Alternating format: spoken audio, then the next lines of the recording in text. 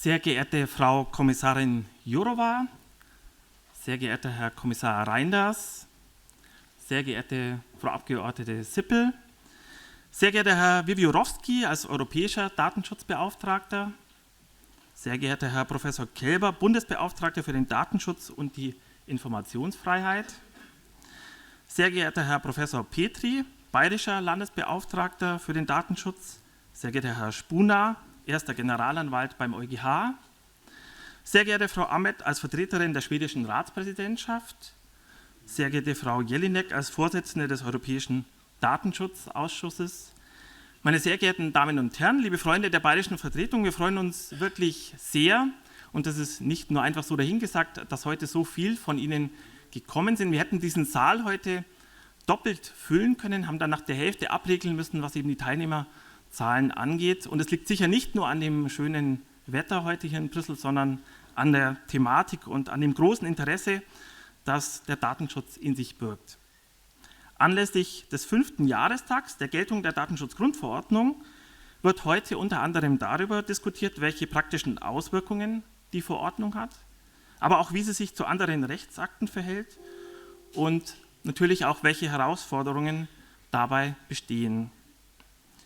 Und zu Beginn möchte ich aus gegebenem Anlass auf eine Videobotschaft unseres bayerischen Innenministers Joachim Herrmann verweisen. Er kann heute leider nicht live hier in Brüssel sein, aber hat es sich nicht nehmen lassen, mit einer Botschaft die Veranstaltung zu eröffnen. Und uns allen wünsche ich nun, nachdem das Setting wirklich sehr, sehr gut bestellt ist, also das Who is Who, das Thema Datenschutz ist, glaube ich, heute hier versammelt mit Ihnen allen, eine Veranstaltung mit viel inhaltlichem Tiefgang. Schön, dass Sie bei uns sind.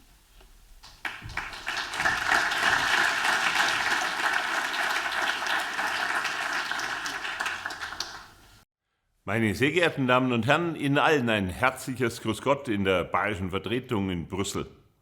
Als bayerischer Innenminister liegt mir das Thema Datenschutz sehr am Herzen. Daher freut es mich, dass diese hochkarätige Veranstaltung im Herzen von Brüssel in unserer bayerischen Vertretung stattfindet. Den Organisatoren, Herrn Wiewiórowski, Herrn Professor Kelber und Herrn Professor Dr. Petri und Ihren Mitarbeiterinnen und Mitarbeitern sowie dem Team in der Vertretung sage ich ein herzliches Dankeschön dafür. Es gibt wohl kaum einen Rechtsakt, dessen Wiegenfest derartig intensiv begangen wird wie der Geburtstag der Datenschutzgrundverordnung. Und das nicht ohne Grund. Denn die Geltung dieses europaweit einheitlichen Datenschutzrechts hat eine wesentliche Zäsur dargestellt. Für die Wirtschaft, für den Staat und alle Bürgerinnen und Bürger war diese Änderung spürbar. Sie hat dem Datenschutz die Aufmerksamkeit beschert, die ihm als Grundrechtsschutz gebührt und ist weltweit beispielhaft. Umso wichtiger finde ich es aber, zu diesem Anlass auch kritische Fragen zu stellen, genauso wie Sie es mit der heutigen Veranstaltung beabsichtigen. Sie wollen zu Recht die praktische Funktionsweise beleuchten. Wird die DSGVO ihrem Artikel 1, der auch den freien Verkehr von Daten zum Gegenstand hat, wirklich gerecht? Oder geht der eigentliche Sinn und Zweck teilweise im Bürokratismus unter?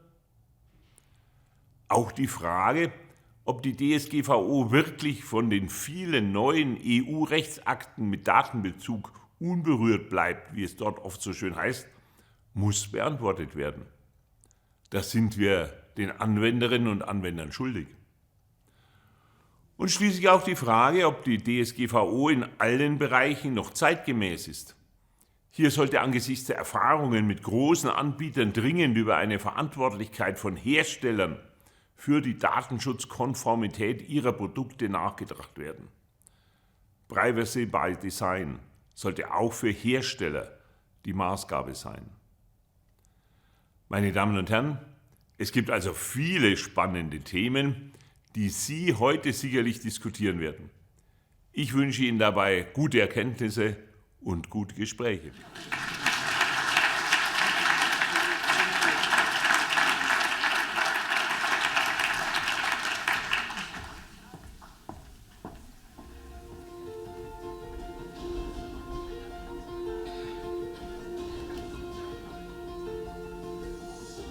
Thank you.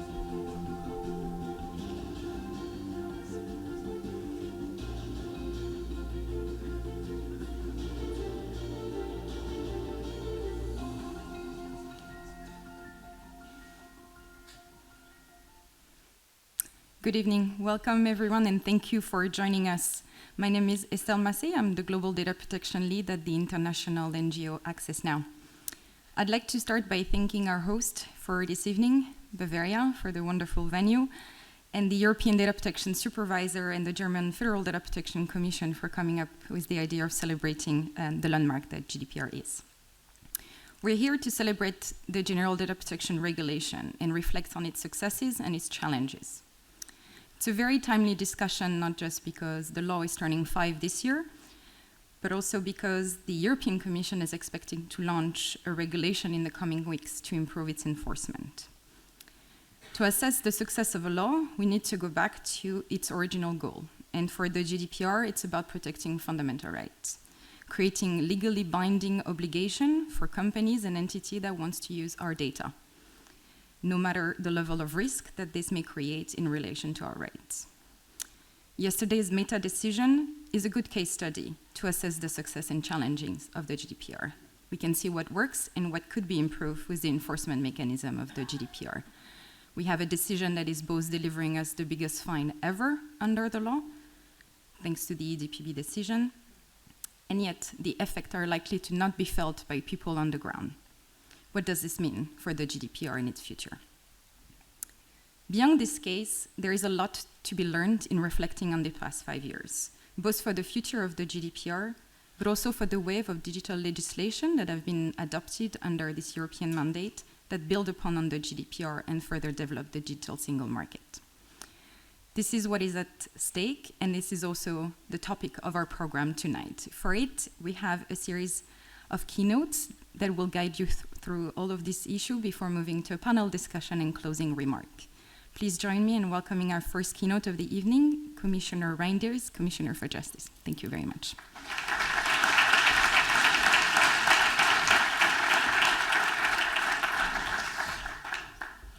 Guten Abend, meine Damen und Herren.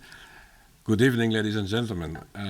Thank you for your invitation to take part in this important anniversary. It's all the time very important to celebrate, and it's such a beautiful place, and thanks to the Bavarian Authority for the invitation to use this place for such a celebration. And today we will seize the opportunity to reflect on the impact of the GDPR after 5 years of its application and to look forward to new challenges in the future.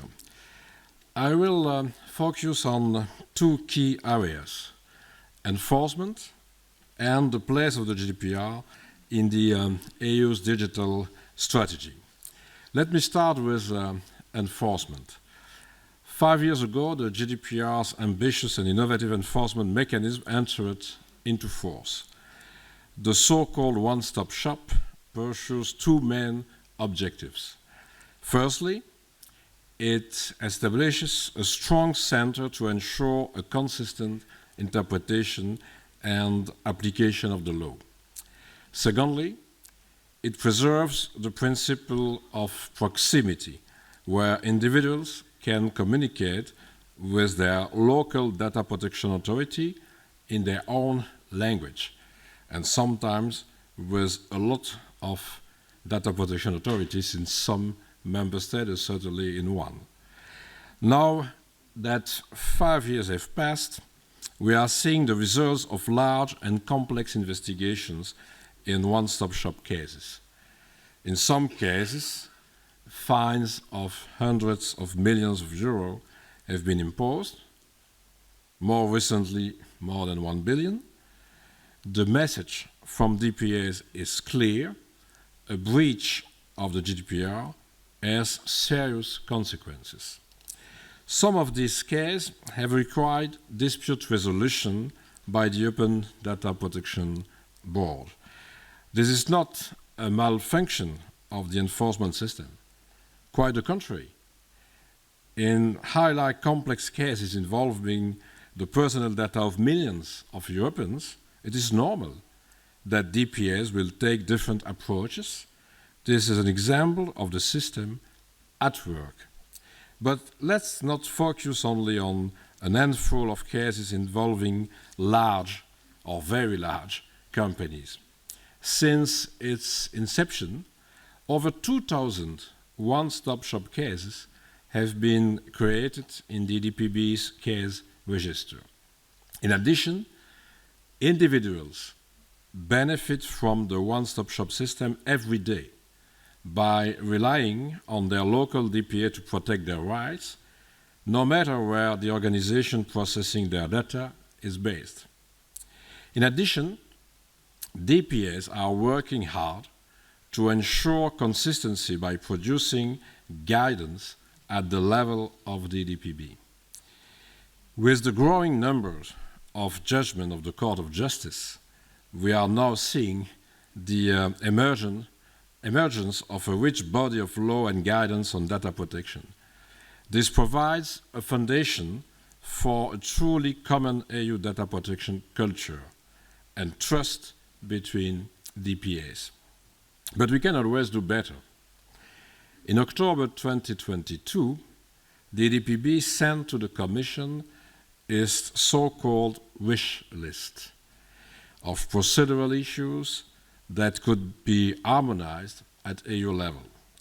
The wish list follows a 2-year reflection by the DDPB on how to improve cooperation in cross-border cases.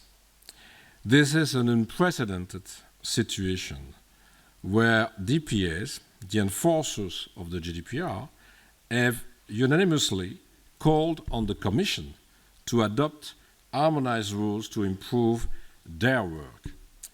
We reacted quickly, and we now intend to present a proposal in the coming weeks. Let me be clear about the aim of this initiative. We are not reopening the GDPR, and we are not changing the fundamentals of the one-stop shop mechanism. Instead, we are laying down detailed procedural rules to support smooth cooperation between DPAs in cross-border cases. Currently, DPAs take different approaches to issues such as the form of a complaint, procedural rights, and information sharing between DPAs during cooperation. These differences affect the smooth functioning of cooperation and delay the delivery of a remedy for the individual. Our proposal will equip DPAs with the tools to achieve a consensus during cross-border cooperation. It will establish a framework for all DPAs to meaningfully impact a cross-border case early in the investigation procedure, reducing the likelihood of disagreements later in the procedure, which would require the use of dispute resolution. It will harmonize the involvement of complainants in cross-border cases, so that no matter where a complaint is submitted, complainants will have the same opportunity to express their views. It will also harmonize due process rights so that parties under investigation are afforded procedural guarantees similar to those in criminal proceedings, in line with the case law of the Court of Justice. Finally, it will lay down deadlines for certain procedural steps so that investigations are progressed without delay. All of these changes will help DPAs to deliver a quick remedy for individuals and robust final decisions. In preparing this proposal, we have made sure that all voices have been heard. We have listened to individuals and civil society who provide insight on their experiences as complainants, businesses and industry associations who provide the views of entities that may be investigated for breach of the GDPR, and of course DPAs who enforce the GDPR in their daily work. In our proposal, we take a balanced approach that accounts for the views of all actors. We look forward to discussing this proposal with the co-legislators and we hope to make as much progress as possible in view of an adoption during the current mandate. We should be aware that detailed rules will not be enough to achieve the aim of consistency. It is also vital that we strengthen the EDPB Secretariat. The EDPB's role in dispute resolution and its work developing detailed guidance brings an increasingly heavy workload. It must have the necessary resources to meet this challenge. I turn now to the second topic, the place of the GDPR in the EU's new digital regulatory framework. In recent years, the Commission has put forward a package of landmark proposals aimed at shaping Europe's digital future, some of which have already entered into force. We are now hearing questions on the interaction between these initiatives and the GDPR. First of all, I would like to emphasize that as far as the processing of personal data is concerned, the GDPR remains the cornerstone of the EU digital regulatory framework. Each of these new initiatives pursues a particular aim. None of these initiatives aim at regulating the processing of personal data as the main objective. In some cases, they complement or build on the GDPR in a certain way. Whenever these initiatives touch upon processing of personal data, they rely on the GDPR. They are based on the central principle of the GDPR, that individuals should have control of their own personal data. Let us take, for example, the Data Act, currently under negotiation between the co-legislators. These initiatives aims to remove barriers to data sharing, in particular regarding data generated by smart devices such as connected cars. Today, it is mainly the manufacturer of these products who holds and uses this data. The Data Act gives us the right to oblige the manufacturer to share all data generated by a device with another company of our choosing. Crucially, this sharing of personal data can only occur upon the request of the user. We, the users, remain in control of our data, in line, again, with the central principle of the GDPR. This right complements the general right to portability of personal data provided for in the GDPR. It is a kind of super portability right. There is also the Data Governance Act, whose objective is to create a legal framework to enhance data sharing, notably by setting the modalities for the sharing of public sector data. It provides a set of rules for data intermediaries which will function as neutral and trusted organizers of data sharing. This regulation does not itself provide a legal basis for processing of personal data.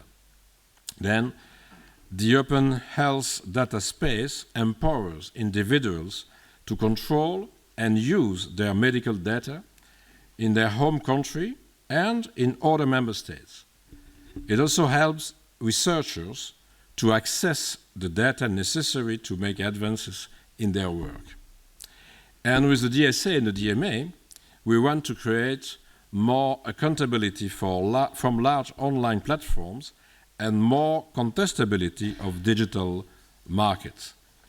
Finally, the Artificial Intelligence Act aims to ensure the protection of fundamental rights and safety where AI is used. But already today, we can see that data protection authorities are struggling with the issue of AI, as demonstrated in the case of ChatGPT. And we have seen some reactions from different data protection authorities. I have seen the discussions today during another anniversary, the 45th anniversary of the CNIL in Paris. And it's very clear that there are some works in the CNIL, like in other data protection authorities, about artificial intelligence.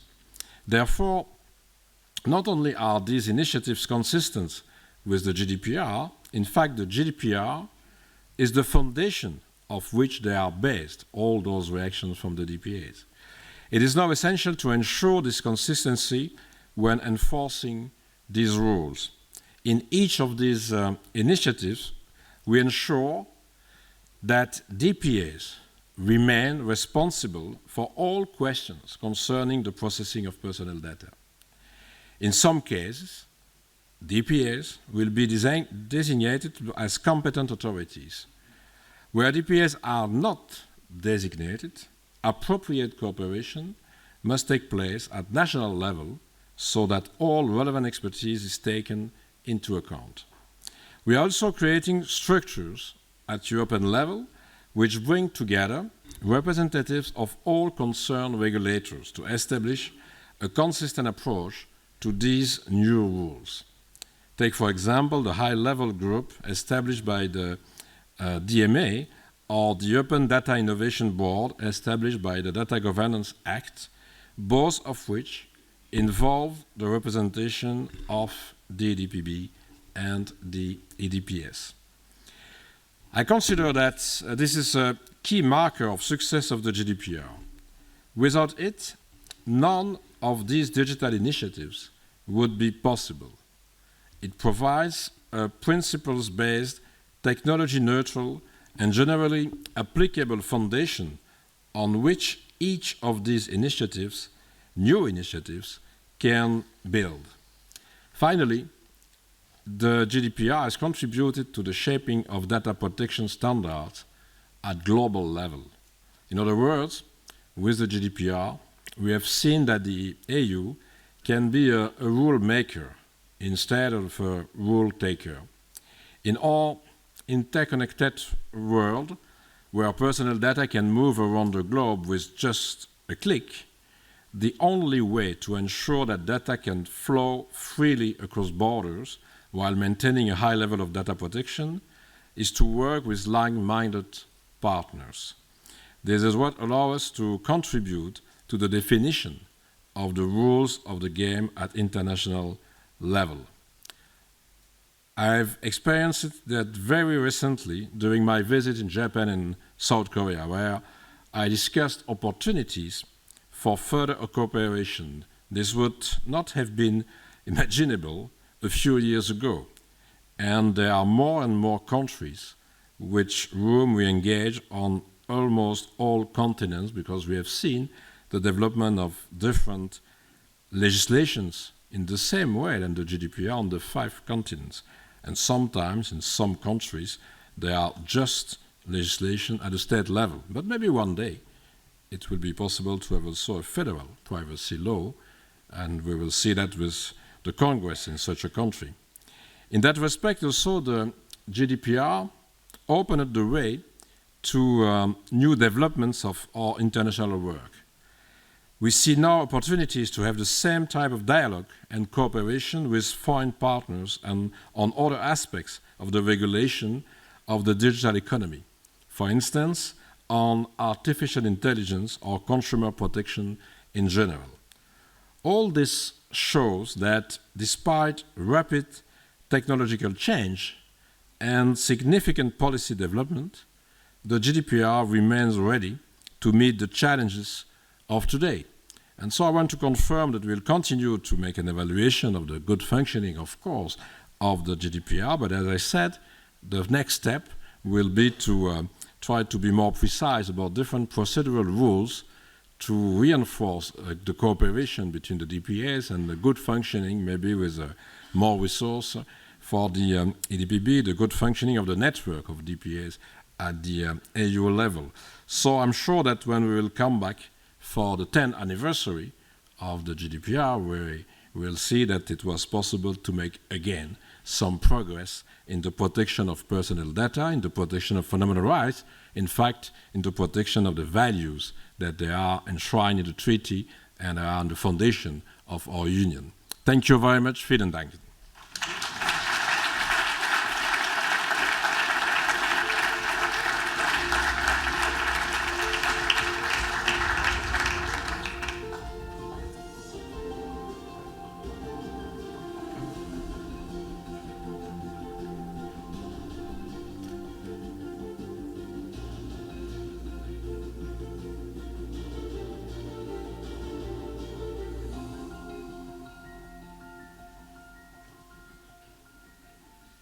Thank you very much, Commissioner, for those words and for noticing the importance of the GDPR for the protection of fundamental rights across Europe and in understanding the importance of its enforcement for those rights, but also for all the link with the legislation that you went through in your keynote speech. We're going to continue our program moving to Luxembourg, where the court has been quite busy over the past few years interpreting the GDPR and helping making data protection a reality across our continent. Please join me in welcoming the first Advocate General of the Court, Maciek Szpuznar.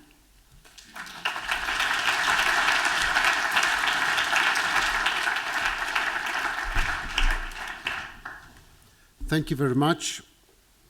Madam Vice President of the European Commission, Mr. Commissioner, Madam Member of the European Parliament, ladies and gentlemen, and first of all, the organizers of the event today, Commissioner Wiewiórowski, thank you very much, Wojtek, for the invitation, Data Commissioner Kelber and Data Commissioner Petri, all distinguished guests.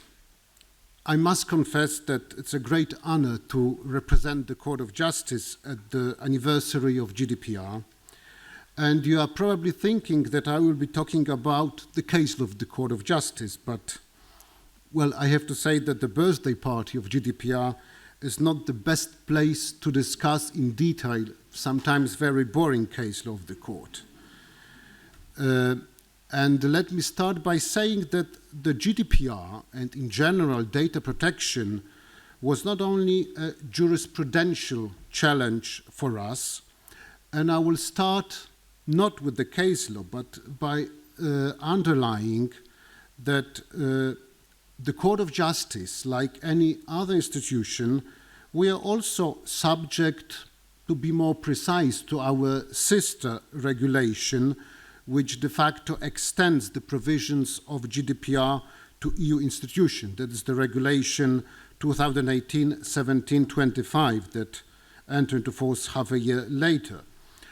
It is true that judicial bodies are largely exempt from the GDPR and from the sister regulation, but very often, especially in the practice of the court, it is difficult to distinguish what is judicial activity and what is not our judicial activity. But what is the consequence, and perhaps not much so of GDPR itself, but rather of the general need to protect personal data, is the change in which we cite our case law, or our case law is cited. Now we will no longer hear about real individuals whose behavior has contributed to the development of EU law.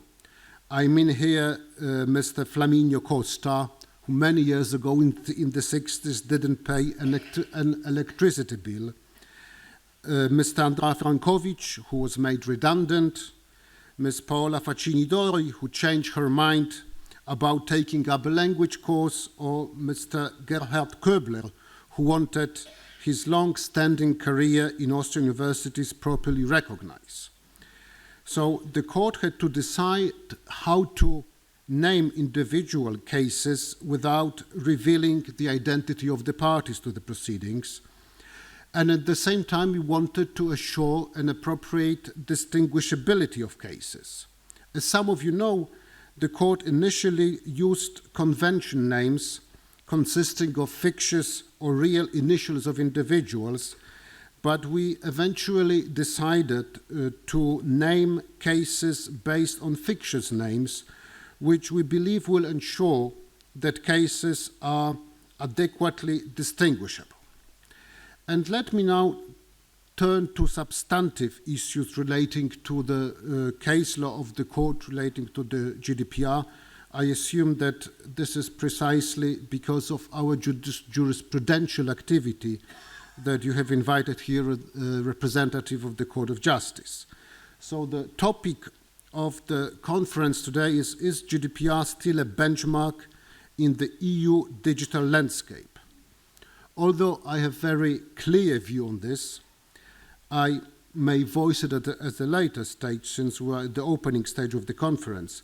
But what can be stated with absolute certainty is that GDPR, since its adoption and even more its application on 5 years ago, is certainly a benchmark. When we speak about this benchmark, we should distinguish whether we have in mind a European or a global perspective. Commissioner Reinders already touched upon this global perspective. But in the EU, GDPR is a legally binding instrument, directly applicable, and what is crucially important is addressed both to public and private entities. GDPR is extremely successful in terms of litigation. Many cases have reached the Court of Justice so far. I had the privilege to deal with some of them as Advocate General. They all related to the many questions regarding the interpretation of the GDPR, but I would refer here just to two aspects explaining why GDPR still constitutes a benchmark. So first, as I said, it applies to both public and private entities. We have case law referring to public entities like Quadrature du Net, Latvian penalty points, Austrian Parliament, currently pending, private entities, Google cases, Planet 49, Orange Romania. And secondly, I think it's the only substantive issue that I would raise this evening, is the recurring question, what is the scope of the application of the GDPR?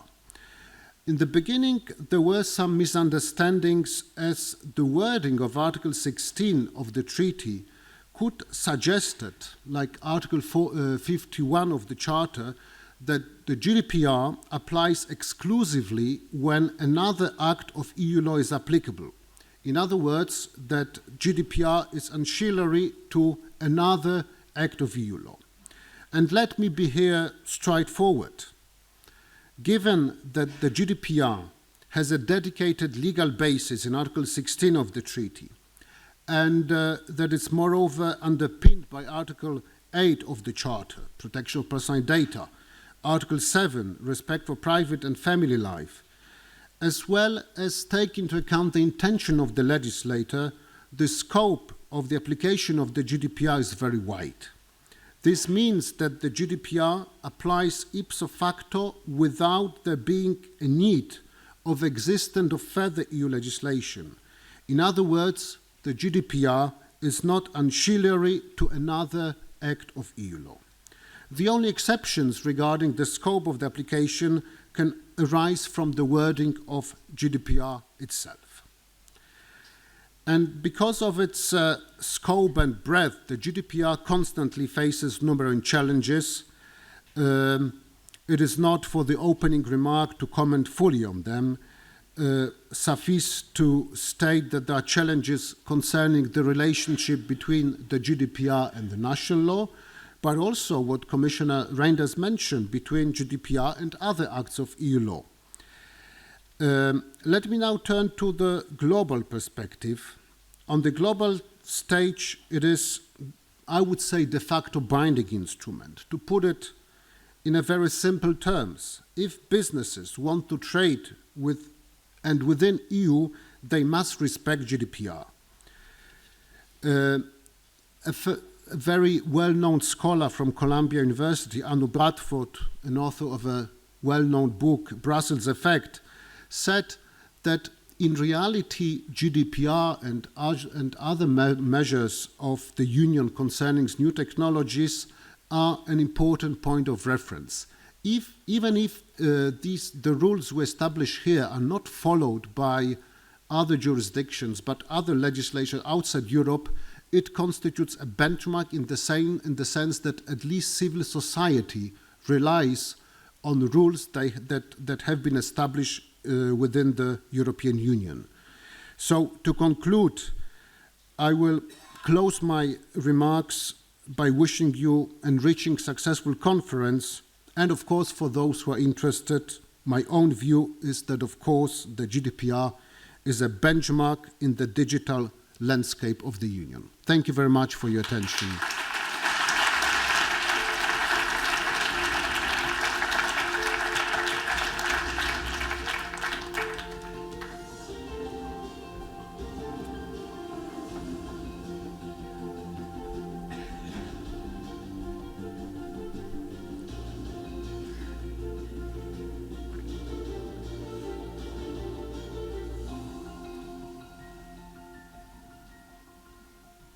I hope by now you're enjoying the little waiting music.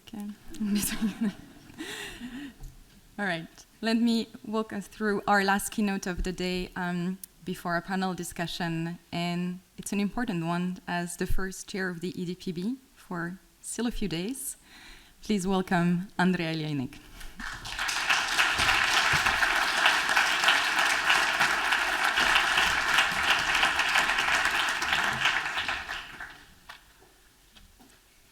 Dear Vice President Jourova, dear Commissioner Reinders, dear Advocate General, dear Wojciech and Ulrich, dear Mrs. Sippel and Sarah, distinguished audience. These are my last remarks as EDPB chair in public, and I'm honored to make them in the company of all of you. EDPS addressed the topic of GDPR enforcement also during its conference last summer. There have been many developments since then. Today, I want to give you a snapshot of where we are in terms of enforcement and GDPR compliance today. Though there are still challenges, we can collectively be proud of the success of the past 5 years.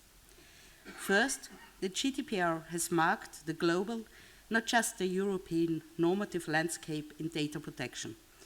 Today, five years after its entry into application, the GDPR is the most influential data protection law worldwide, and it is the solid foundation of the new legislation for the EU digital single market. Next, and importantly so, awareness of data protection rights has risen sharply, both among individuals and companies. More and more people ask questions about where their data is collected and how it is being used, and people find the way to national DPAs to enforce their rights.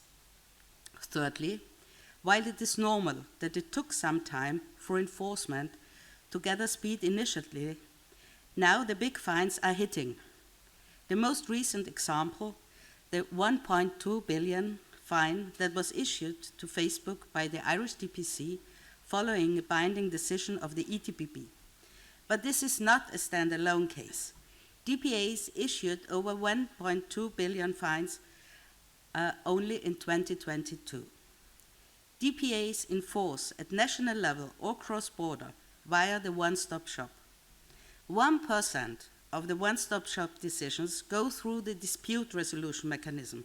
This shows that the cross-border cooperation is working really well. Today, DPAs are working together on over 1,700 one-stop shop cases, and in 711 cases, a final decision has been reached via consensus. One of the reasons the GDPR was adopted was to ensure greater harmonization amongst European authorities in the past 5 years. The EDPB has provided legal certainty by issuing guidance, thereby building an interpretative framework for the GDPR. In this way, we have shaped how data protection is seen today. Finally, the EDPB has so far adopted 9 binding decisions with far-reaching impact. Together, these binding decisions have resulted in an average a 600% increase in the amount of the fines. These decisions are not only case law, they also contain important common interpretations of data protection law and key legal principles. These success of the GDPR are significant, especially if we bear in mind that in 2018, most of the DPAs were given new powers, and a completely new cooperation mechanism had to be set up between the supervisory authorities in the European Economic Area. The entry into application of the GDPR also meant the creation of the ETPP Secretariat, which is really an important engine of the ETPP. I hope that its budget will increase in the future, and this is essential, as also Commissioner Reinders already said, if we want to continue to deliver on GDPR. And as I see, the commissioners and the commissioner and the vice president, who both always supported the ETPP, I'm in good faith that this will happen. Of course, we need to continue to improve, and we are always committed to doing better. This is why the ETPP has adopted an ambitious enforcement cooperation agenda. Citizens expect us to enforce GDPR today, and rightly so. In April last year, all the members of the ETPP met in Vienna to discuss how to improve the efficiency of our enforcement cooperation. We agreed on a list of priority actions to streamline enforcement cooperation. The Vienna meeting signaled a commitment of all DPAs to deepen cooperation in order to unlock the full potential of the GDPR. DPAs agreed on a number of initiatives to increase their capacity to enforce.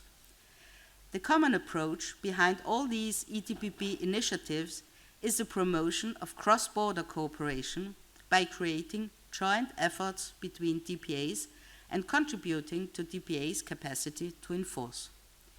These initiatives are key to make sure the GDPR delivers for both individuals and organizations, and to build a real culture of cross-border cooperation. At the same time, some obstacles to cooperation are beyond our remit and require a legislative initiative. Therefore, we have listed the differences that could be harmonized in regarding procedures, and we appreciate that the European Commission will shortly propose a targeted regulation on this to complement the GDPR. Ladies and gentlemen, my message to you is very clear. I am convinced that the one-stop shop is working. Our engine is roaring, and we are going faster every day. Trying to change the model of cooperation of enforcement at this stage would just be in favor of those who don't want to comply with the GDPR.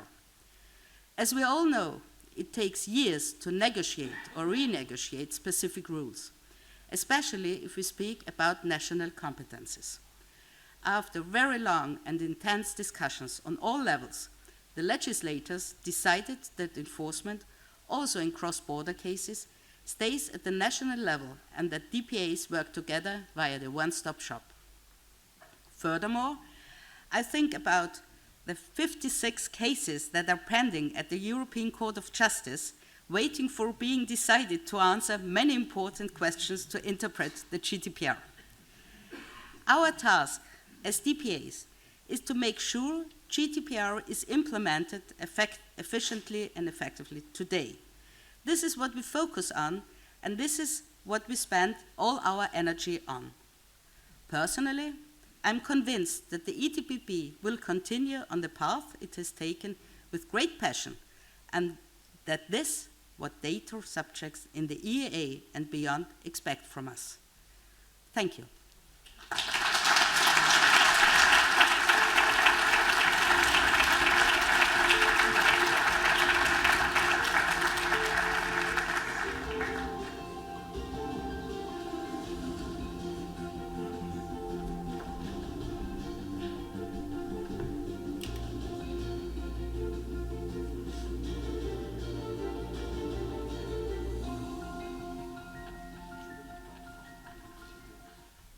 Thank you very much, Chair Jelinek, for those words. I will invite everyone to stay for the panel also to hear all of the private thoughts of our keynote speaker, who seems to have a lot of off-the-record opinions on the GDPR to continue the evening. We'll now move to our panel discussion. Please welcome on stage our speaker for the discussion, Vice President Jourova, Vera Jourova.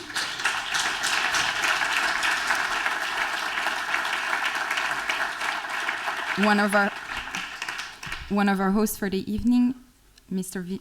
Wojciech Wiewiorowski, the European Data Protection Supervisor.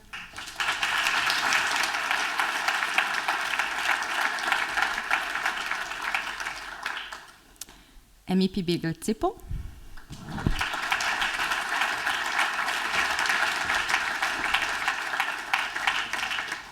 The second host, Ulrich Kelber, Federal German Data Protection Commissioner.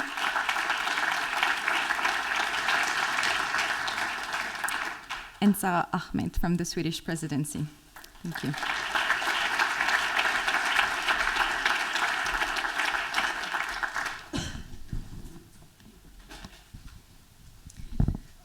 Thank you all for joining this conversation. This is a lot of GDPR expertise gathered in one panel, all the institutions here, and I get to ask the question. In breaking tradition with the Brussels agenda, we will not be having introductory remark, but instead I will ask questions to our speakers to have discussion. Our keynote speakers have given us a little flavor of what are the key topics for GDPR over the past 5 years and for probably the 5 years to come, the enforcement of the law, the relationship with other legislation, and fundamentally, is the law delivering on the promise of protecting fundamental rights? I'll get my first question to you, Vice President Jourova. We'll start with the assessment and looking back on the past 5 years. Has the GDPR lived up to your expectation? Yes, thank you very much, and good evening to everybody. Thank you, Bavaria, for inviting me. Madam Jelinek, I will be missing you, by the way, and thank you for cooperation. You make me nostalgic because I remember very well 5 years ago. It looks quite short time ago. I remember when I made a public, how to say, encouragement to send me questions. I think 2 months before the start of the GDPR implementation, and this was encouragement, including my email address. And the following day, I had 700 or 750 questions. Bruno, where are you? You remember that, no? Well, I think they hated me. But back on your question, yes, I might only say yes, because the expectations were very clear that we need to bring back to the individual people full control over their privacy, over their identity, because private data of each individual, it's the identity of the people. And so I think this is what happened. It was also a fascinating moment when we tried to catch up with technology and money, which has always been quicker than the law. And we tried to jump into this race and to set the rules which will, as I said, bring back the power and the rights to the people. And it's a fascinating story because it's not only about drafting the law, which has to be quick enough to catch up with money and technology, but also GDPR was and still is about the societal acceptance. Because I was very much aware when we adopted GDPR that now it's up to the people to use their rights. How to do that? How to explain to people, this is now for you. Use it. Be demanding. Ask questions. Use the data protection authorities in case you have complaints. Use the right to be forgotten. I will happily use it in 10 times here, Didier. I will enjoy the right to be forgotten, but I don't want to ridicule it. I think that these are very important rights, and I think that still 5 years after the start of implementation, the societal acceptance needs to be finalized. maybe a last few comments.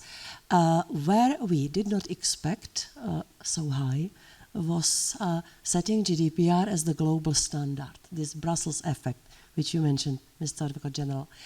And it works. We have set the global standard.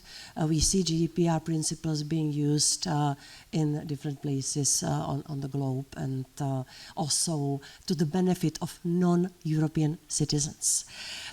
Last thing I would like to say is on this first question, that GDPR also went to go through the test of crisis.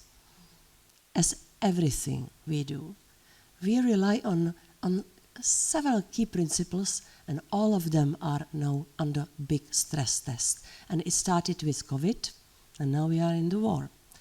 But with COVID, I would use COVID as the example, because when we realized that there should be some technological way of tracing the people with the infection, remember Madame Jelinek, it was such a quick action.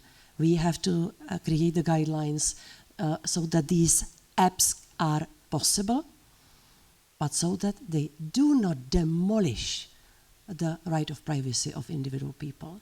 And we did it, and GDPR helped. The second thing was the COVID certificate, which in fact was the example of technological solution which saved not only tourism industry in the EU, but many other sectors.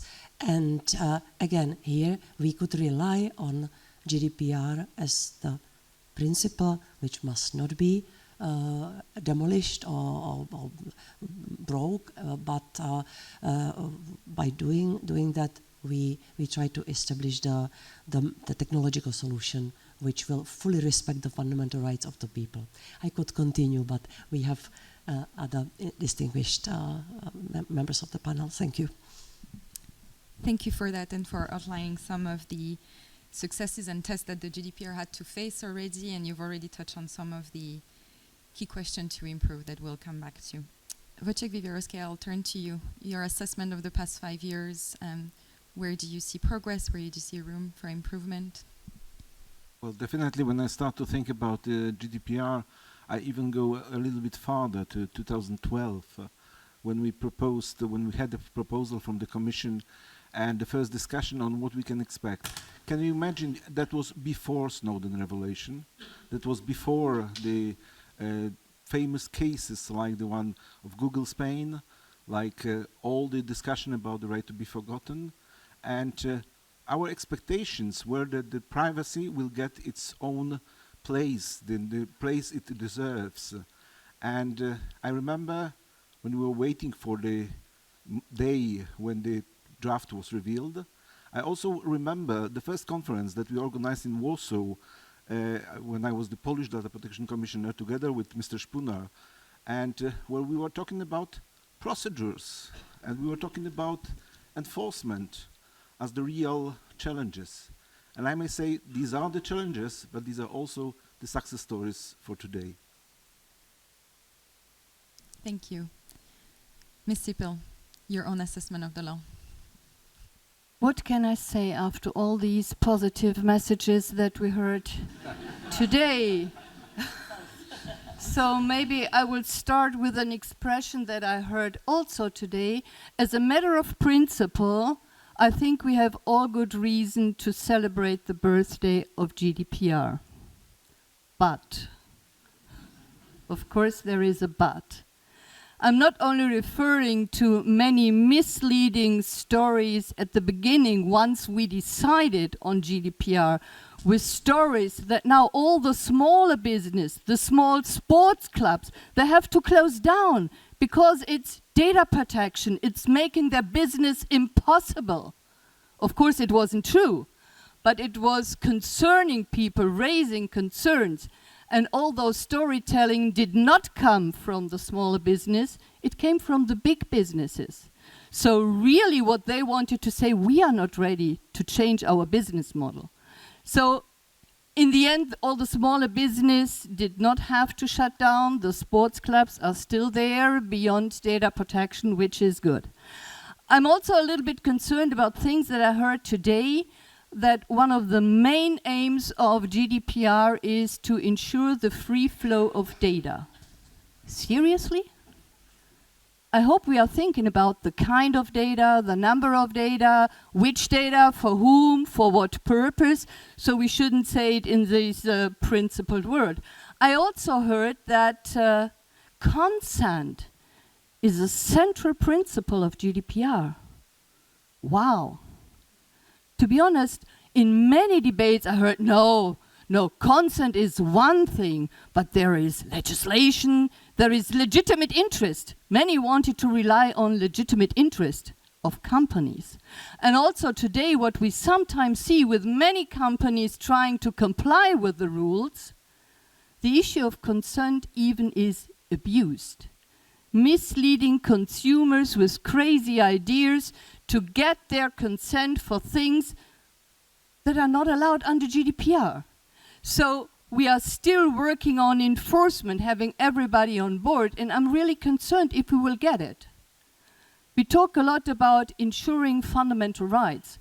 We heard about the Charter, the fundamental rights, many things, but to be honest, even going beyond GDPR into different policy areas, I sometimes have the impression that not everybody in all institutions, all actors, are really interested to protect and strengthen our common values and fundamental rights. They are under pressure. They are under pressure within our European Union. And if I may do another point why I'm concerned with all the digital files we are working on, I'm afraid we are crabbing a little bit, watering down GDPR with all the different files. And I'm even more concerned about this because at the same time, while we are talking about so many digital files, I will not tell about all the list, there is one file, obviously, the Council and the Commission are seriously not at all interested even to look into it. And this is the e-privacy regulation, which was called at the beginning the little sister of GDPR, protecting privacy, protecting confidentiality of communication. And I can tell you there is no interest even to look into it. And therefore, as a matter of principle, we have all the reason to celebrate GDPR, but a lot of work is in front of us, and I'm sometimes seriously concerned if you really look forward to enforce all the aspects of GDPR seriously in all kinds of legislation. Thank you.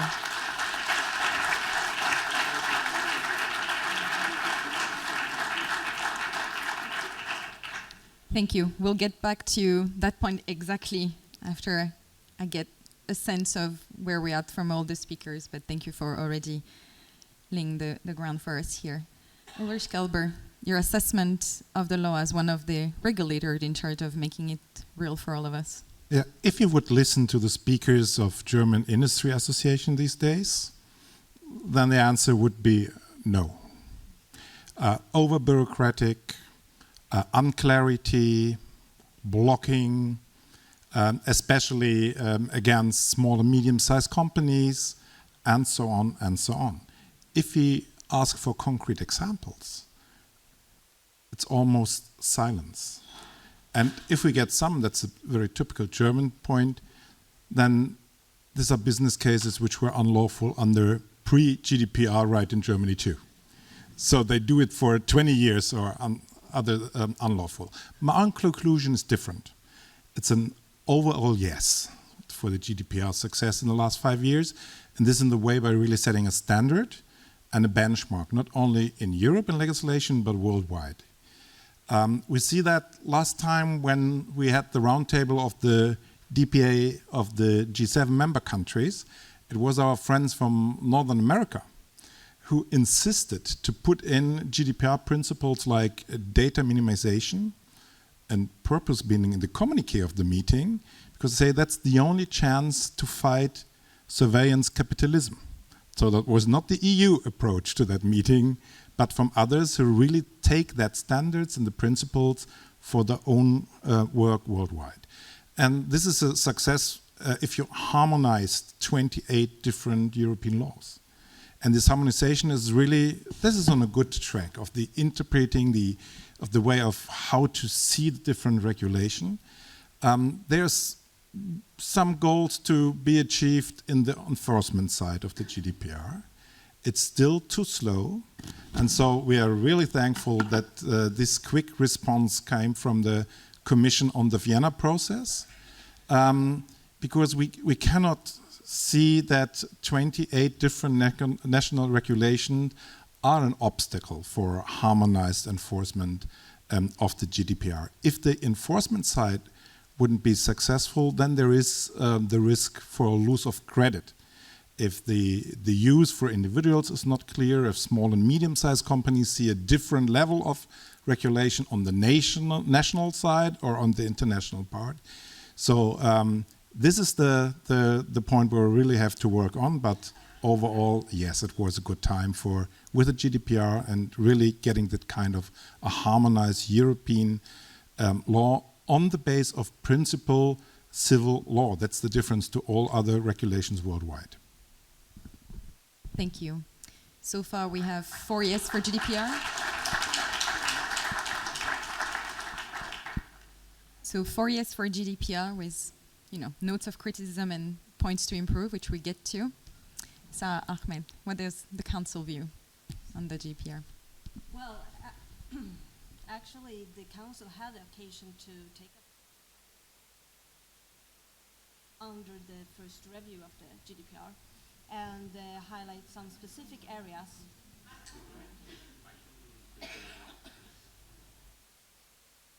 There, someone who, sorry, thank you.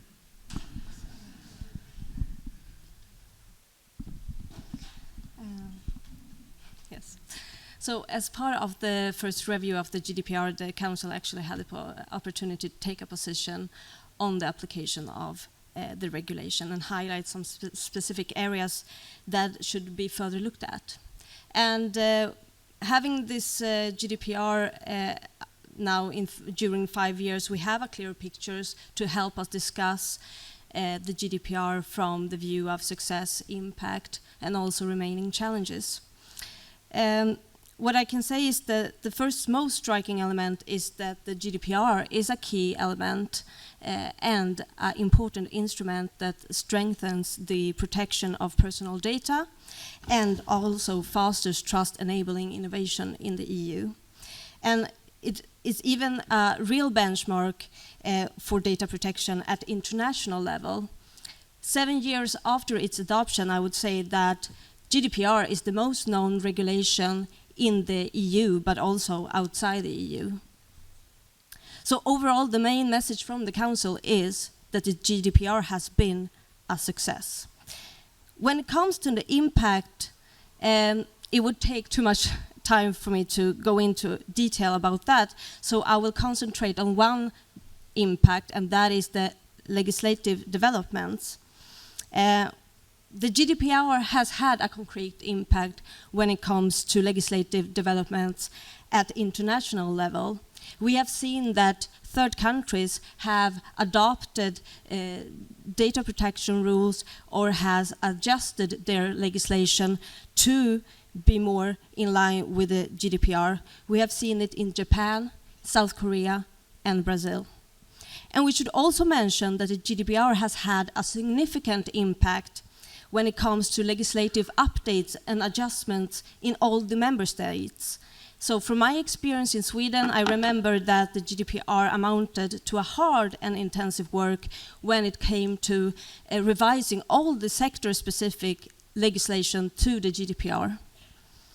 And looking at the challenges, the Council pointed out in their position several challenges, and I will, for the sake of time, only mention 2 of them today.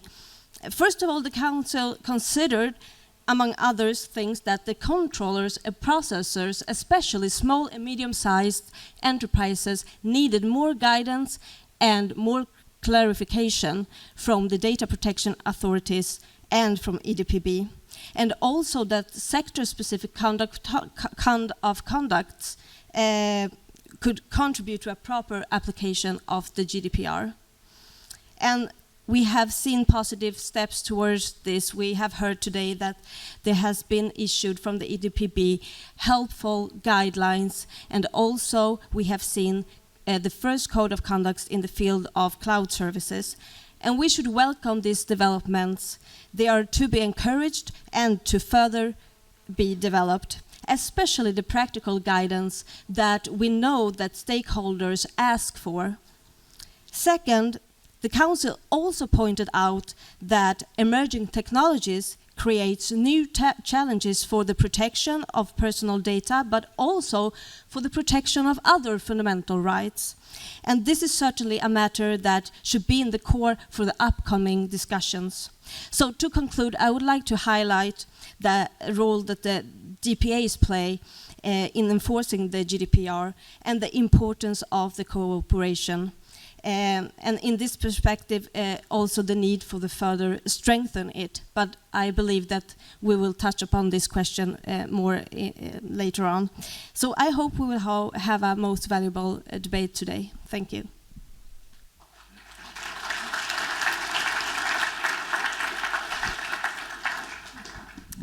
That gives us 5 years to the GDPR, but a lot to follow up on and a lot to improve. I'll get back to the points that you've highlighted, Ms. Sippel, on, well, we have this strong consensus that the GDPR is not only a foundational piece of legislation for the EU, but also for standards of data protection globally. We do have the question of that needs to be true if it's enforced, obviously, and that needs to be true if there is a logic between the way the GDPR has been developed and the way the additional legislation that we started naming across the evening follow the same logic. The GDPR, as it was mentioned, is based on a fundamental right legal basis.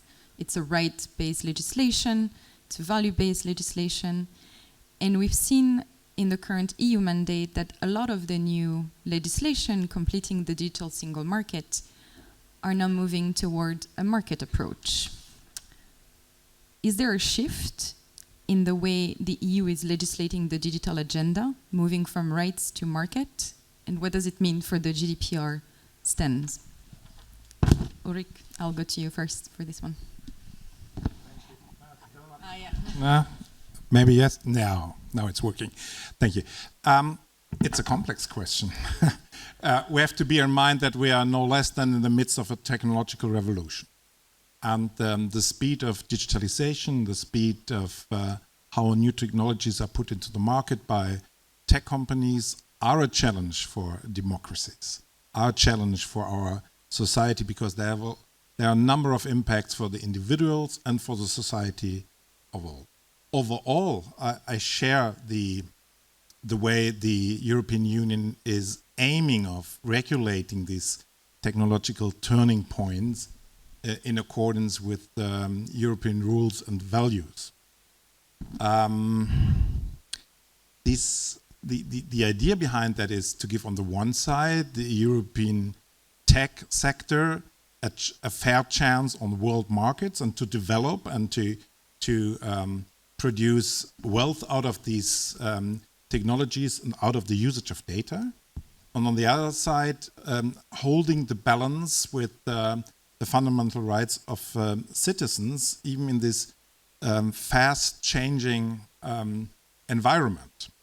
And to answer the question itself, yes, there is a shift in the debate, at least in the debate, from focus on the data protection, which we had in the early 2010 years up to 2016, to the question of how data can be used, shared to produce economic success. So this debate is in the media, the debate is in politics, the debate is in Brussels, in Berlin. I think it's everywhere the same debate.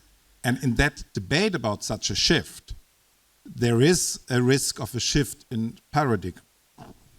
And this idea what the European Union brought on the table with the GDPR, and which is emphasized in all the debates about that digital rule books of that technology has to follow the law and not vice versa, that you have to found that balance between the economic interests, the public interests, and the individual rights.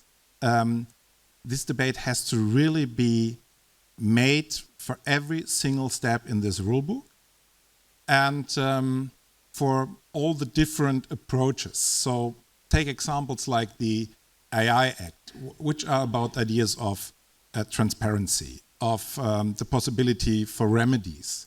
So this idea we brought in with the GDPR has that to be copied and to installed in the same way in accordance with the GDPR in new regulations. Or like my colleague Thomas Petri pointed out with the European health data space, is there a shift away from self-determinance of individuals? What is about the general idea of giving consent for the primary use of data, which is about the opt-in, opt-off, and thank you for the role of the Parliament in that debate in the last weeks of the secondary usage, to get that back in line, because I'm convinced from my side that there is the chance for that balanced approach.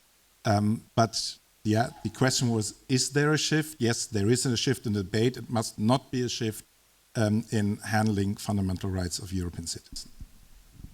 Thank you for that clear point, which of course I would agree with. Turning to you, Sarah, as a representative of the Council, you've talked a little bit about how the GDPR is seen in different files you have in front of you. How do you consider alignment with GDPR or the role of the GDPR when you work on all of those other digital files? Yes. To answer that question very shortly, I will say that the Council has considered that the GDPR is a prerequisite for the development of future digital policy initiatives, and this was clearly stated by the Council in the position when during the first review of the GDPR. We should also recall that in the position the Council underlined that the GDPR is technologically neutral and that its provisions actually already address these new challenges based on emerging technologies. But at the same time, the Council also underlined that it is necessary to clarify how the GDPR applies to these new technologies. And since then, let's remember that we have the AI Act and it's still negotiating. So rather than a shift in paradigm, which we heard about, we should address this matter as looking at how these regulations interact with each other and how to ensure consistency and coherence. And the Council has always paid a particular attention to this crucial requirement of coherence. When reviewing the GDPR, the Council stressed the need to prevent fragmentation of the EU landscape and that EU directives and EU regulations that contains provisions on personal data should always be consistent with the GDPR. The Data Governance Act, the Digital Markets Act, the Digital Service Act, well, they are all regulations that serve specific objectives in this digital regulatory landscape. They are to be applied without prejudice to the GDPR, and there are actually provisions inserted in these regulations that are ensuring an effective interplay with the EU data protection law without undermining its standards. And from a broader perspective, let's not forget the European Declaration on Digital Rights and Principles, as well as the Digital Decade Policy Programme 2030, which were adopted by the Council and the Parliament last year. Both texts emphasizes on a fundamental rights-based digital environment and placing the people in the center of digital transformation. This declaration notably highlights that privacy and individual control over data are key elements for safety, security, and empowerment. So to conclude, I would say that the GDPR has been adopted with twofold objectives. First of all, it is to ensure protection for natural persons when processing personal data, but also relating to the free movement of personal data and the free flow. And these objectives still remain and in this digital landscape today. Thank you. It's really important in Brussels when we hear those words from Council about the GDPR being a prerequisite and the importance of protecting rights throughout legislation. So thank you for making those points.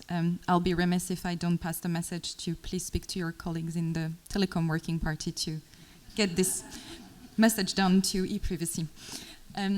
I'll move to you, Vice President Jourova. You've heard from Mr. Kalberg that this shift is happening. When the Commission's prepared legislation, is this shift voluntary? Is the Commission moving away from fundamental rights? I was following very carefully what you were saying. You said that there is no shift when it comes to the protection of fundamental right of privacy. And I think that this is what we try to keep, whatever it takes, I would even say, because we have to differentiate between the handling and the protection of private data and using the non-personal data. And if we mean it seriously, that we want to see Europe successfully marching towards this digital transition, we simply cannot do it without using big volumes of data. So we have to, maybe this is a shift or maybe this is a new paradigm that indeed the data is a new currency, the data is the new petrol or renewable energy. I have to be careful. But I think that we are doing both. And GDPR is not competing with other pieces of legislation, which Madame Sippel didn't want to enumerate. Don't worry, I will not do it neither. Maybe just few of them: AI Act, Data Governance Act, Digital Single Market, Digital Services Act, and now Political Advertising Regulation. I am now in the trialogue. Not easy. In this trialogue, there is one very stable thing. All of us around the table are clear that the GDPR principle must remain untouched.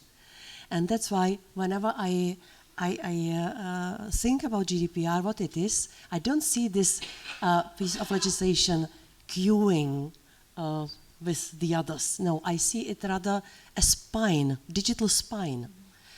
Something more than just some rules. I would say this is established principle. And all the following pieces of legislation are creating extra layers, always respecting this basic principle, which is in the GDPR. And maybe one more comment and last comment. Oh God. Yeah. By celebrating GDPR, 2 comments. By celebrating GDPR, we must be also critical and see the weaknesses and the things which need to be improved. I think that the assessment which we did, I think last year or 2 years ago, said let's continue. Let's do improvements in practical implementation in the field of enforcement. Now we are accepting the wish list from the Data Protection Board and preparing the rules to improve the cross-border implementation. So GDPR is a fantastic established set of principles, but it's not a holy cow. And I think that we have to be critical, and we always have to try to improve what is not functioning well. And the last comment, I think it was you, Sarah, who said that, how did you say it? That the GDPR is the most known European regulation worldwide. I would agree with that. And now I want to be well understood. I think by being such a famous piece of legislation, the GDPR is a little bit cannibalizing everything else we are doing. And what I have in mind, I want the rest of the world to see Europe as the continent which is innovating, which is investing in digital innovations, which is investing in the skills of people, which is opening space for fantastic brains who will make the digital transition happen. And sometimes I fear that Europe is seen as fantastic rules maker, and all these other things are not so visible.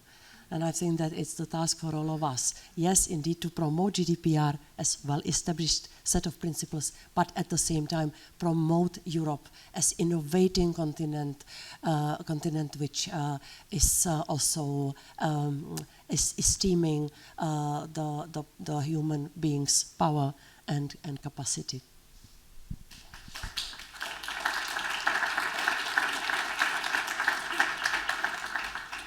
Thank you very much for outlining the Commission's vision when preparing those legislation. Ms. Sippel, I'll turn back to you. You laid the ground for this question and this assessment. You work in the LIBE committee, so you have to work on all of this legislation. Do you see this shift? Is this something that you want to react to? Yes, I want to react on this. And I do see a shift from fundamental rights-based approach to more market approach, from focusing on risks, which is fine, instead of focusing on fundamental rights. And I would like to refer back to the starting point of GDPR, where we did not only talk about a global standard, we even called it a golden global standard. A golden standard. So shouldn't be that even more a reason to fight for this standard and for the underlying principles? And you just referred to the fact that maybe the grounds for creating data protection laws might be different in other parts of the world. And we know very well that this individual right, the individual fundamental right, is not that much an issue in all the parts of the world. So yes, I do the change, and I'm sorry to say, I don't see that shift only in a public debate. I'm sorry to say that I sometimes even see it in the proposals coming from the Commission and in the debates from the Council. Very often, we know that every legislation in the digital area will, in one way or the other, have an impact on fundamental rights. But again and again, we see legislation coming up from the Commission without any proper impact assessment to describe other impacts, yes or no, and to what extent, and how are we mitigating them. We don't see it. So why not? So I'm really concerned about that. I'm also concerned to hear today that we are putting the people in the center. That sounds nice. The people in the center think everything from the individual. How can we protect the individual? But then I hear things about, oh, we need to be transparent. People need to be in control of their data. I'm very sorry. This kind of wording gives the impression that we are not that much focusing on privacy by design, privacy by default, but we leave it to the individual to check what's going on. Oh, everything is transparent, fine, and then I can check, oh, they are using my data, now I checked it, I have control. But can I go against it? So there is a shift in working with all these things. And let me not be misunderstood, things are changing. Digital things, services, products, whatever, will increase. And yes, we have to work with it. But I'm still totally convinced we can do it while following the rules of GDPR, while protecting privacy and confidentiality of communication, if only we think it from the very start and not repair afterwards. So yes, there is a shift in all these things, and several times the European health data space was mentioned. So we do not only have a debate about opt-in or opt-out. And if health data are so worthful and so important and useful for the citizens, for research in cancer, that's an example I hear again and again, aren't we convinced that people, if they are convinced that this is a very positive thing, they could be ready to give away their data, to opt in because they are convinced to do something good? So why aren't we going for an opt-in, but for an opt-out, leaving it once again to each individual to take a decision instead of protecting privacy from the very beginning? And talking about research, we also should be sure having the data is not the only reason why research is taking place, yes or no. We have a lot of researchers already now. It's not only a question of having the money. Someone has to finance your research. So having the data is not even good enough. And also we have to check what's the format of data. You might remember that in Germany with the COVID pandemic, I don't know the situation in other member states, but very often in the health area we did not even have emails to exchange data. We work with telefax. So in this situation we are talking about a digital European health data space. Great. So we should not lie to each other. Everything is possible, even a European health data space. It is possible while protecting privacy. But I'm sorry to say again, the proposal from the Commission is not protecting these things. And now we have to work hard in the Parliament, where we also have different views, to try to make it better. So yes, there is a shift, and I really would urge everybody to say not to be fast, not to be think only about the objective, the aim, but also seriously take time to think about the steps that we have to take to make it right, to further protect our golden standard.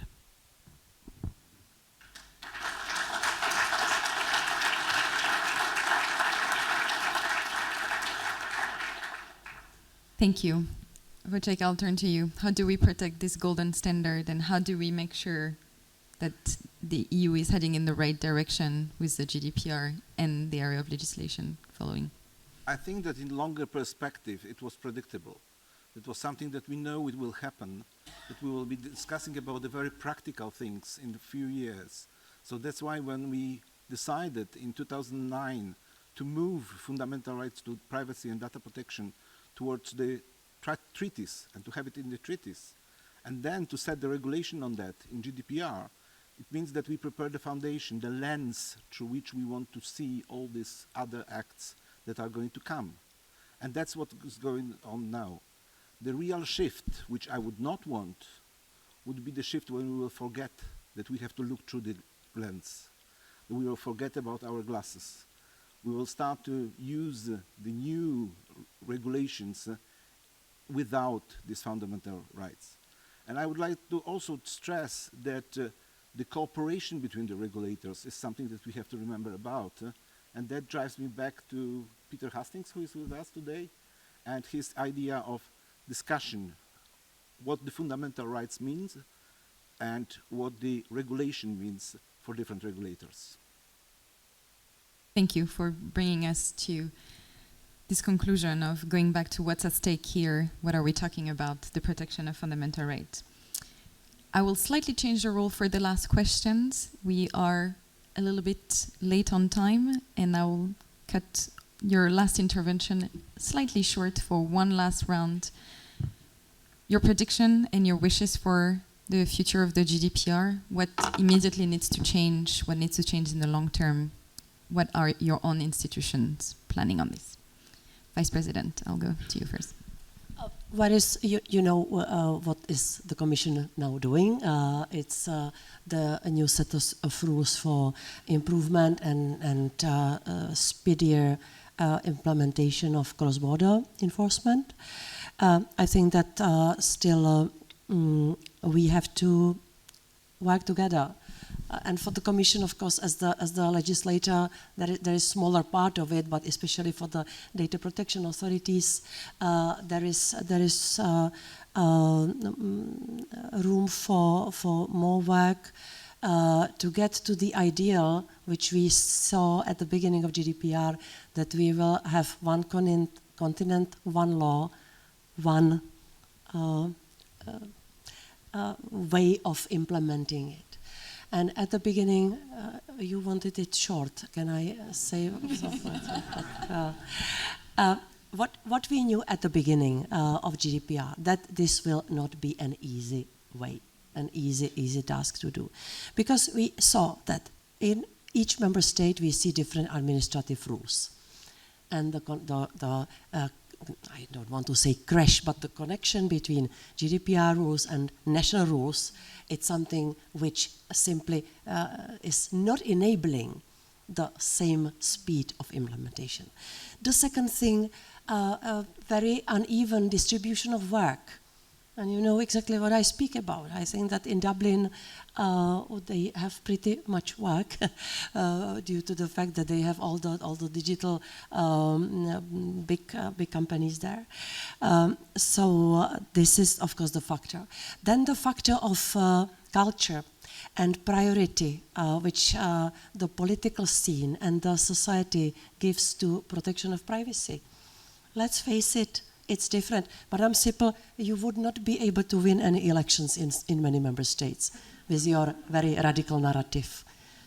Yeah, because in many member states the people simply say, well, yes, we care about our privacy, but also there are economic and security interests. And we want other things, yeah. So this is just the reality. And when I speak about the differences and different expectations and different pressure from the society on privacy, of course it correlates with the money which the data protection authorities have, with the staffing, with the capacities, and with the space for action. So I'm just naming several factors which make it difficult to achieve this ideal of one continent, one law, one unique implementation. But I think that we are working in that direction. Our midterm assessment described this. Also, maybe some gaps in explaining in a simple language, especially the small and medium enterprises, what are their duties, because I still see that in some countries there is not enough clarity in the national languages. And so there is space for improvement, but I believe that GDPR is and will remain to be a success story. Thank you.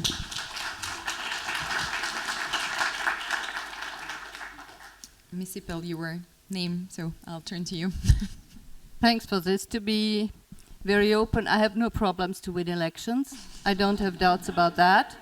And talking about economy and security, there are many things we could talk about. I will not start that debate today.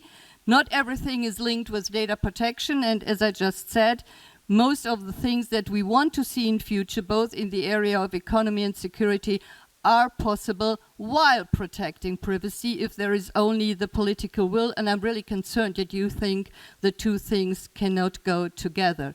So my vision for the future will be that on the 10th anniversary of GDPR, I will have less reasons to raise concerns. I hope that the protection of data and privacy will not only be something that the individual has to look into, but that and not only the DPAs have to run after, but that the Commission will have looked into it when making a proposal, that the Council will take this on board when they create their position, all political parties will do it. On the 10th anniversary, I hope we will see that privacy by design and default is self-evident, everybody will use it, that high data protection standards do exist globally for a safe cross-border data exchange. And of course, I would be more than happy to see that the e-privacy regulation finally made it through all the processes.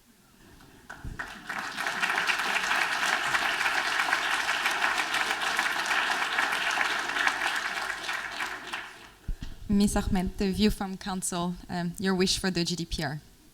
Yes, to be short, well, we know that the cooperation and the consistency mechanism is a key element to ensure a high and consistent level of protection of data throughout the EU. And we look forward to see the proposal from the Commission, and we will take due attention to it when it is submitted to the Council.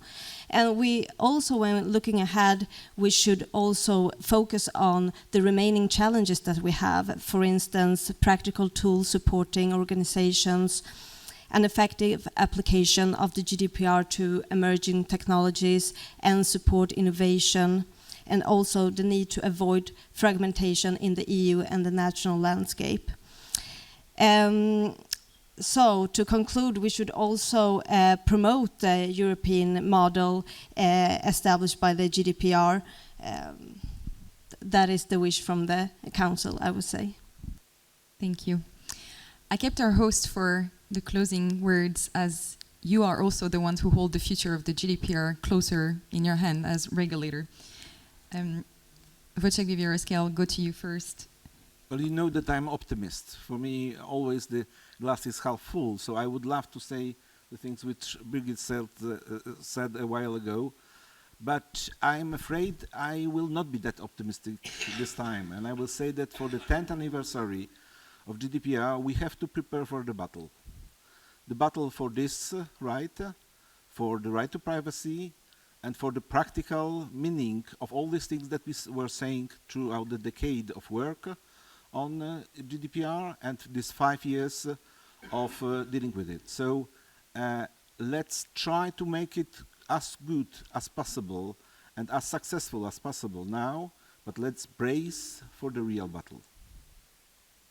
Thank you.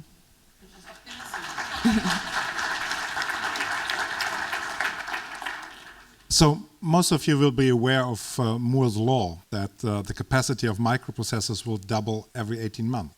And if you combine hardware progress and software evolution, this law is still true. And that means that in 10 years, digital systems will have 100 times the capacity of today. This is a dramatically changing environment where the GDPR has to deliver. And we will see additional digital regulation. We will see adaptation of the GDPR, changes maybe one time. You cannot keep it closed for all times. But it has to be based on that very fundamental principle, individual right for privacy and data protection. And by that, we can show that we are sometimes blocking certain business cases because they don't mean innovation, but we support lawful and innovative solutions. And then I'm even more optimistic than Wojciech. Thank you.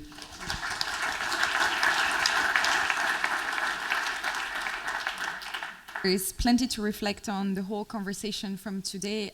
Picking up on your last point, Mr. Kalberg, I will quote a pretty famous privacy activist to say that breaking the law is not innovative, and we have to thank and be grateful for the European Union for being bold in choosing to put us on a path where responsible innovation can be possible because we're protecting fundamental rights and our value first. And we can only hope that this continues. There is one more conversation before the real celebration starts outside, but first, please join me in thanking our panelists for today.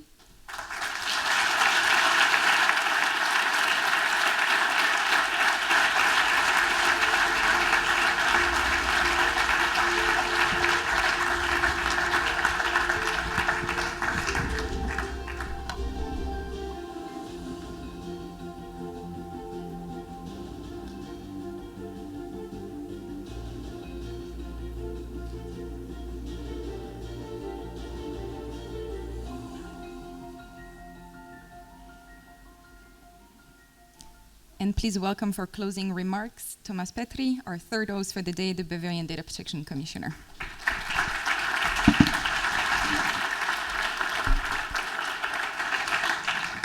Sehr geehrte Damen und Herren, Frau Ahmed hat es zitiert, im Januar diesen Jahres haben das Europäische Parlament, der Rat und die Kommission europäische Erklärungen zu den digitalen Rechten und Grundsätzen für die digitale Dekade proklamiert.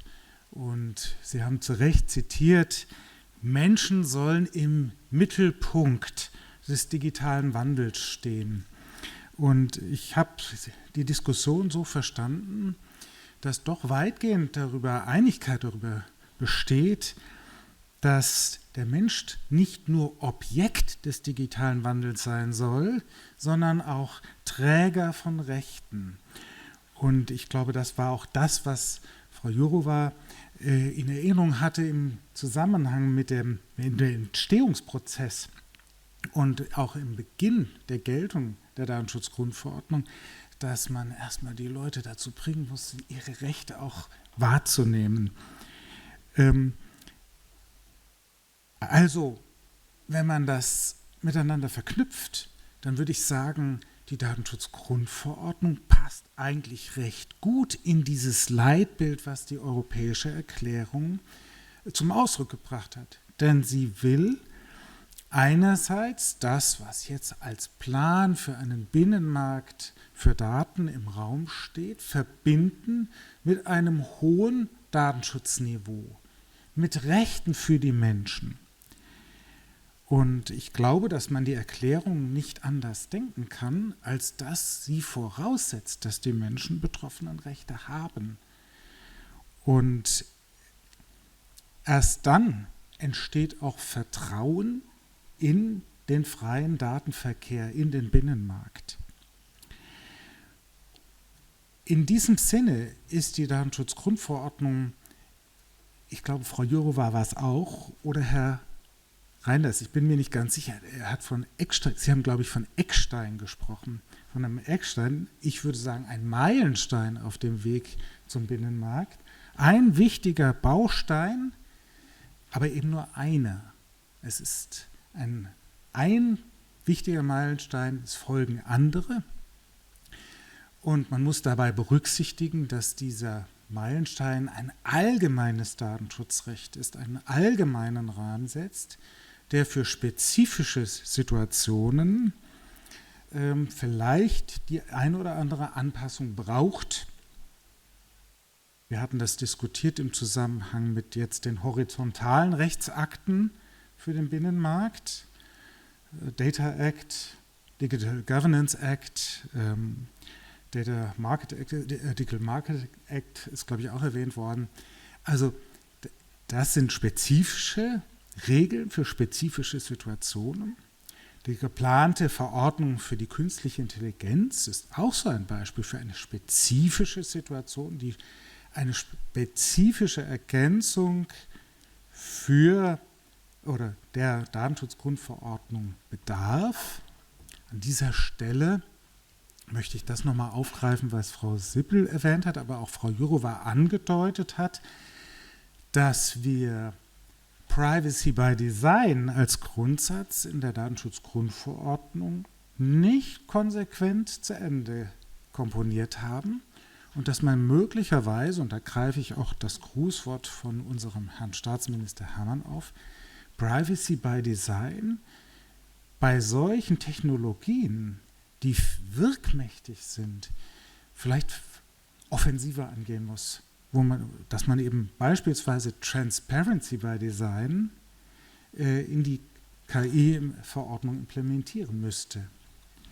Das ist, glaube ich, ganz, ganz wichtig, wenn wir künftig bestehen wollen, was die Individualität und Privatheit von Menschen, wenn wir die sicherstellen wollen im digitalen Zeitalter.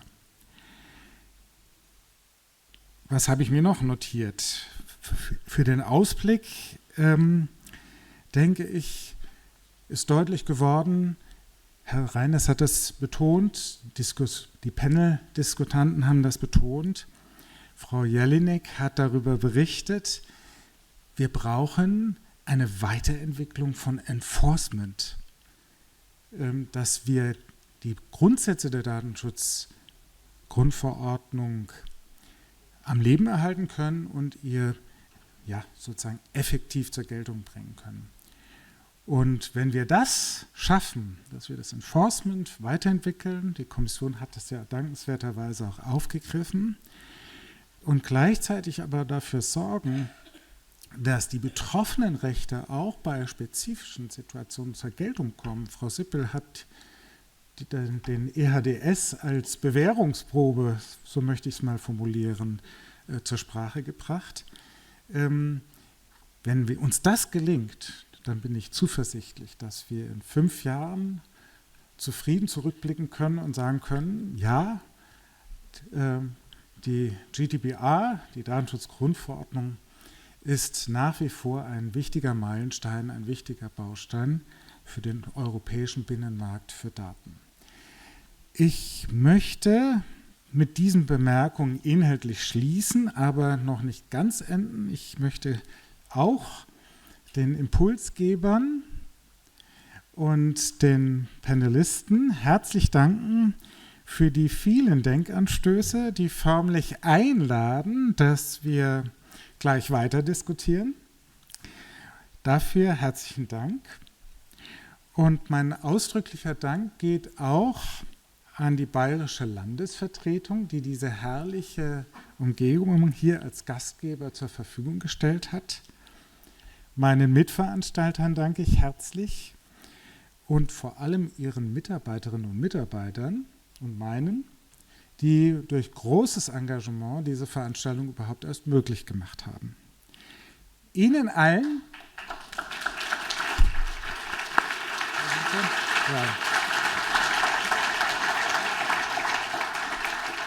Ihnen allen danke ich, dass Sie gekommen sind und Ihre Aufmerksamkeit geschenkt haben. Und jetzt will ich gar nichts mehr sagen. Vielen Dank.